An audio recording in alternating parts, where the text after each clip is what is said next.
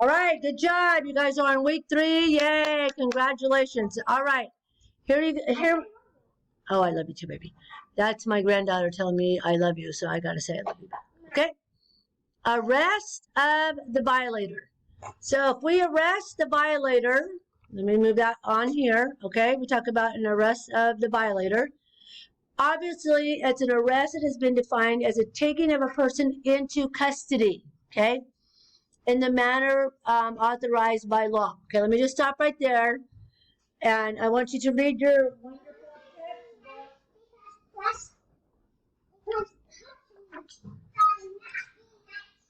There you go. So on your chapter 3, all right, I want you guys to look in your books on chapter 3, talking arrest in custody, right? And they talk about how an arrest has been fined. They explain the requirements of a valid arrest. Okay, so I want you to explain the requirements about valid arrest. Okay, Johnny and Sally? Okay, here we go. So here's where everybody gets confused.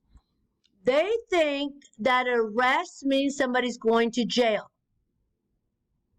No, okay? Not necessarily. So, when I take somebody to arrest, let's say you committed a crime, even though, oh my gosh, you're doing this online classes with Gonzalez, right? And we've all heard about Gonzalez, but here we are. And now she's calling me a criminal. No, this is just for the fact of this case, okay? So, you are out there, and you are out there committing a crime, all right? So, you, Johnny or Sally, I catch you. Bad guy, going to jail, right? Not necessarily. Say you're at the mall, you're walking around, there's a car next to you, pop the door, oh, it's unlocked. Look, there's a laptop in the back, worth, it's used, maybe $500, okay?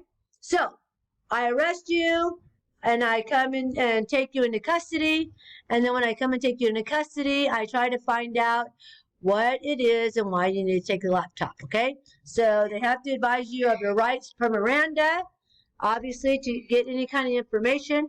However, here's the kicker. People think I have to put handcuffs on you in order to make an arrest. The minute I can tell that you can tell I'm a law enforcement officer if I'm not wearing the clothes, but I identify myself as a law enforcement officer, all bets are off there, okay? Everything's off. I'm a law enforcement officer. You have to submit to my authority. Once you have submitted to my authority, done. That's an arrest. You're under arrest for... Don't do that. What is wrong with your face?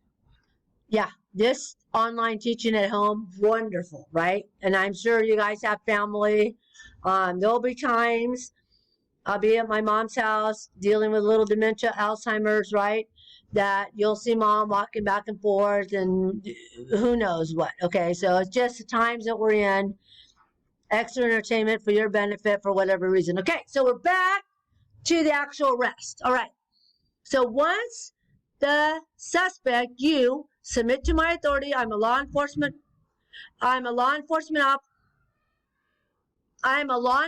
officer, okay? I either identified myself or by the suit I'm wearing, you can tell I'm a police officer, right? Ray Charles could tell I'm a police officer. That's done. Submit to my authority. You are under arrest. I do not have to put handcuffs on you. I do not have to take you to jail, okay? So I do not have to take you to jail either, okay? I can release you on a citation to appear in court for you stealing stuff out of somebody's car, okay? Do not have to go to jail. I arrest you. I released you. Under my authority, I release you, and then you can take care of the matter later on, okay? So, that's what a lot of people think. It's like, oh my gosh, they didn't even put handcuffs on him. You don't have to put handcuffs on him, all right? The one thing I want you to know, you do not have to put handcuffs on him. The person does not have to go to jail in order to be under arrest. Because everybody's, oh my gosh, they just walked off. They didn't even arrest him. No, that's not true. They could have arrested him and released him and sent the information to the district attorney, and they can file charges later on. Okay, so watch this video here. 3 things that you learned about this video. A private person's arrest, okay? all you guys are private citizens, right? Everybody here is a private citizen. If you see a bad guy do something, you have the right to put him under arrest. Same thing. I'm placing you under arrest for stealing my lawnmower. I'm placing you under arrest because you stole my motorcycle that was parked out front. I'm placing you under arrest because you broke into my car, whatever the case may be, right? And you can make a lawful arrest, just like a police officer can. Everybody can, okay? So there we go. There's 5 minutes on arrest of a violator. All right. Arrest by a law enforcement officer. I've already identified that. Anybody, see, here we go. A police officer in uniform, right? Yes, okay. That's a police officer. He's in uniform, they have a police officer. You can tell they're a police officer. And they're sworn to uphold the laws. So if it's a lawful arrest, a police officer cannot just walk away and not make an arrest, because if the suspect does something worse down the line and or does something, another crime, they're going to come back to you. It's like, why didn't you arrest this person when there was a lawful arrest? Did you submit the information to the district attorneys for the arrest? What is it you did? So you have to arrest a person. You just don't get to willy-nilly decide who's going to be arrested and who's not going to be arrested. Okay, so here's the thing when you make the arrest, okay? 2 elements. So if you ever see this on the test, is there 2 elements for an arrest? Absolutely. You have to have probable cause to arrest. There is reason to believe that a crime has been committed, all right? The person to be arrested has committed the offense. You do not have to witness the crime. I do not have to witness like, oh my gosh, there's a bank robbery going down and I'm watching the bank robbery.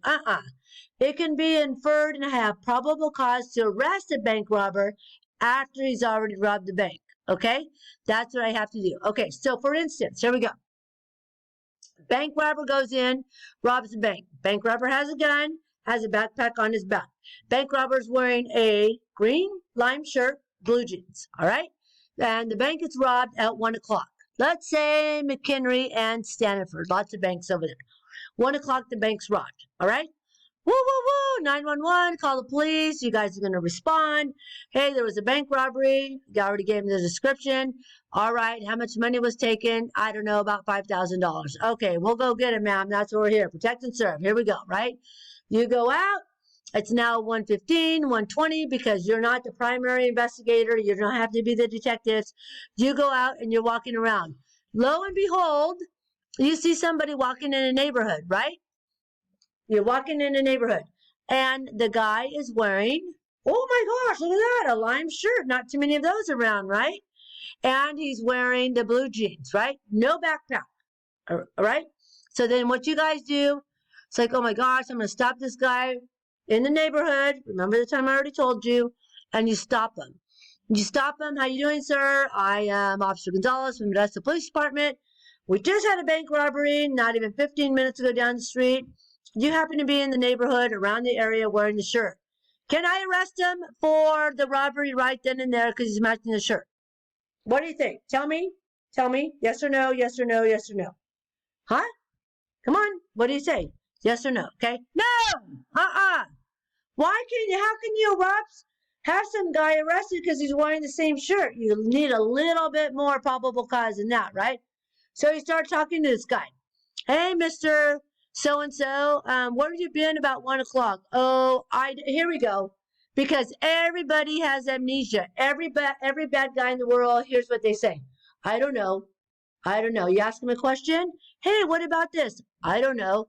Bad guys have drugs in their pants. How'd you get the drugs in your pants? I don't know. They're wearing the pants with the drugs.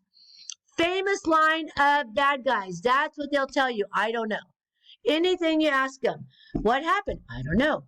What'd you do? I don't know. So keep bing, bing, bing, bing, bing, bing. That's what you learn from Officer Gonzalez. When you hear I don't know, bing, right?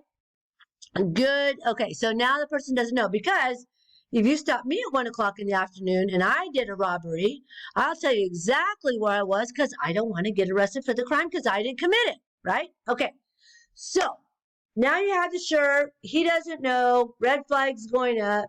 Okay, do you remember where you were walking from? Obviously, you were walking from somewhere. Can you tell me where you were walking from? Oh, again, I don't know, right? They say, I don't know. Really, you don't know, all right? So At this time, a neighbor comes up to you and it say, "Hi, officer, can I talk to you a minute?" "Absolutely. Hold on, sir. I'm going to be right back with you." Go talk to the neighbor. And it's like, "Hey, that guy, when he was walking down here, threw a backpack right around the corner just as he saw your police car coming in." "Oh, ding, ding, ding, ding, ding. Another red flag. You got him wearing the shirt. Where you been at 1 o'clock?" "I don't know," right? Because bad guys say that. "I don't know. I don't know." You'll hear that throughout your career 100 million times. It is amazing that people don't remember stuff I don't know when they're guilty. Okay, so now you got the backpack, you got the shirt, you got that it was a male, you got a neighbor having him put that backpack down in around the bushes before you came there, right? So backpack's abandoned. Can I go look in the backpack? Neighbor says it's not his, so you ask the guy, "Hey, is this your backpack?" "Oh, not my backpack," right? So nobody's backpack. Discarded property. Okay, so you take the backpack, look in the backpack, and there's money in there. The amount of money that was stolen from the bank. Did you have more than probable cause now to arrest the suspect? Yes, absolutely, right? He's in the wear area. He's wearing the shirt. The neighbor said he dumped the backpack. He cannot give you, because he doesn't remember, any reason of where he was 15 minutes prior. Good enough, all right? Make the arrest. Woo, good job. You made a felony arrest. Bad guy's away, all right?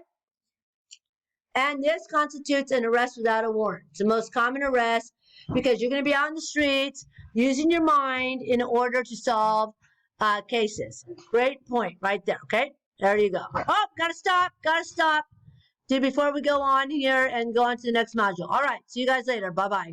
Pick up on the next module. Bye-bye.